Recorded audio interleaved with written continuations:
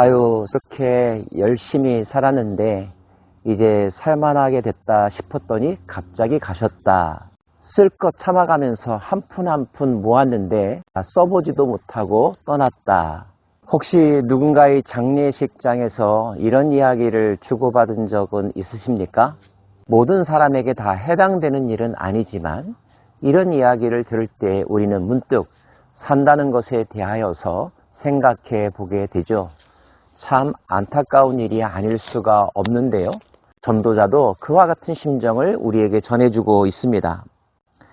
내가 해 아래서 한 가지 불행한 일이 있는 것을 보았나니 이는 사람의 마음을 무겁게 하는 것이라. 어떤 사람은 그의 영혼이 바라는 모든 소원의 부족함이 없이 재물과 부요와 존귀를 하나님께 받았으나 하나님께서 그가 그것을 누리도록 허락하지 아니하셨으므로 다른 사람이 누리나니 이것도 헛되어 악한 병이로다. 결국 남 좋은 일만 시켰다라고 하는 하소연인데요. 왜 그런 일이 발생했을까요? 유사한 불행한 일이 또 하나 있는데요. 사람이 비록 100명의 자녀를 낳고 또 장수하여 사는 날이 많을지라도 그의 영혼은 그러한 행복으로 만족하지 못하고 또 그가 안장되지 못하면 나는 이르기를 낙태된 자가 그보다는 낫다 하나니 자녀들이 많고 장수했지만 만족함이 없다면 그의 죽음의 과정이 평안하지 못하다면 그 또한 불행이라고 말할 수 있다는 것이죠. 심지어 전도자는 낙태야, 즉 이 땅에서 살아보지 못하고 죽은 자보다 더 불쌍하다고 이야기합니다. 강조용법이겠죠? 그러면서 그가 비록 천년의 갑절을 산다 할지라도 행복을 보지 못하면 마침내 다 한 곳으로 돌아가는 것뿐이 아니냐. 사람의 수고는 다 자기의 입을 위함이나 그 식욕은 채울 수 없느니라. 장구한 인생을 산다 할지라도 행복을 누리지 못할 수 있다는 것입니다. 가장 큰 이유는 무엇일까요? 그 다음 절에 식욕은 채울 수 없다라고 하는 표현이 있는데 사람의 욕심이 끝이 없기 때문에 만족함을 못 느낀다는 것입니다. 만족이 없으니 행복감도 당연히 없겠지요. 상대적으로 지혜자가 좀 나을 수 있을지는 모르겠지만 그러나 절대적으로 본다면 그 또한 별반 다를 게 없다는 말도 덧붙입니다. 지혜자가 우매자보다 나은 것이 무엇이냐?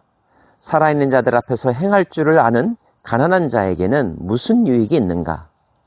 눈으로 보는 것이 마음으로 공상하는 것보다 나으나 이것도 헛되어 바람을 잡는 것이로다. 물론 여기서 말하는 지혜자란 잠언서가 말하는 지혜와는 조금 다르다는 것 이미 말씀드린 바 있습니다. 해 아래서 인간들이 갖는 남보다 조금 더 현명한 상태를 일컫는 표현입니다. 상대적으로 조금 나을 수는 있지만 크게 다르지 않으니 이 또한 헤벨, 헛될 뿐이라는 것, 바람과 같다는 말이네요. 전도자는 현재를 살아가는 자들이 인정할 수밖에 없는 태생적, 조건적 한계에 대해서 짚어주고 있는데요. 이미 있는 것은 무엇이든지 오래전부터 그의 이름이 이미 불린 바 되었으며 사람이 무엇인지도 이미 안 바 되었나니 자기보다 강한 자와는 능히 다툴 수 없느니라. 우리의 현재는 어제의 결과인데 어제 이미 나의 노력이나 능력과는 상관없이 누군가에 의하여서 정해진 것, 결정된 것들이 있다는 것입니다. 물론 그것을 더 발전시키고 개선할 수 있는 열망 또 능력들이 있을 수는 있겠으나 기본적으로 내가 아닌 누군가에 의하여서 우리에게 주어진 운명과 같은 상황이 있다는 것, 이것을 인정하는 것이 중요하다는 것을 강조하는 표현입니다. 인간의 한계를 받아들이라는 거죠.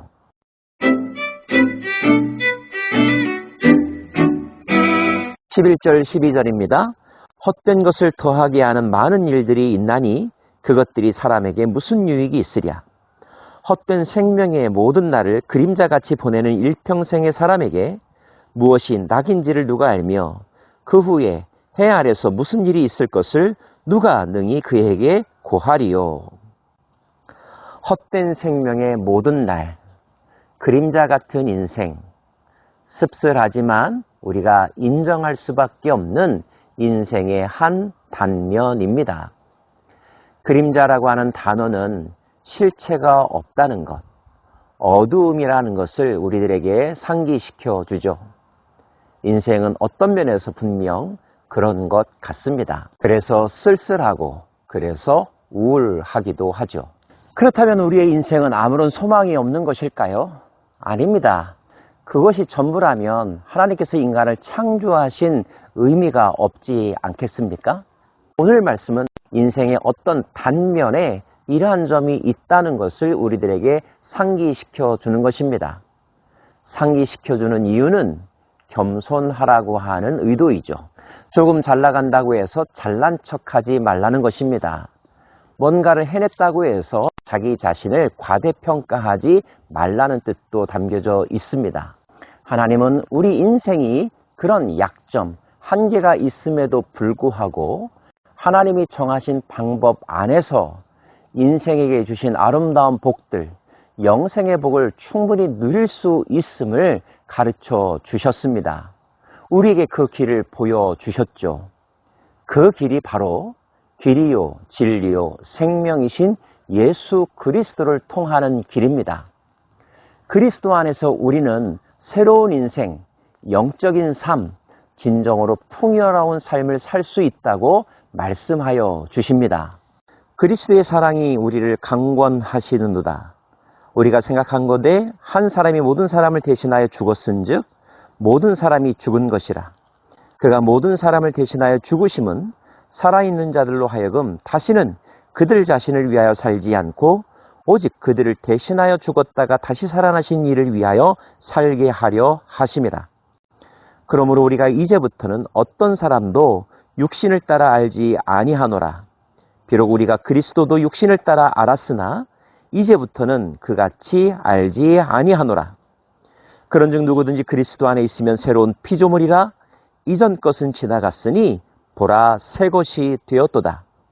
모든 것이 하나님께로서 났으며 그가 그리스도로 말미암아 우리를 자기와 화목하게 하시고 또 우리에게 화목하게 하는 직분을 주셨으니 곧 하나님께서 그리스도 안에 계시사 세상을 자기와 화목하게 하시며 그들의 죄를 그들에게 돌리지 아니하시고 화목하게 하는 말씀을 우리에게 부탁하셨느니라.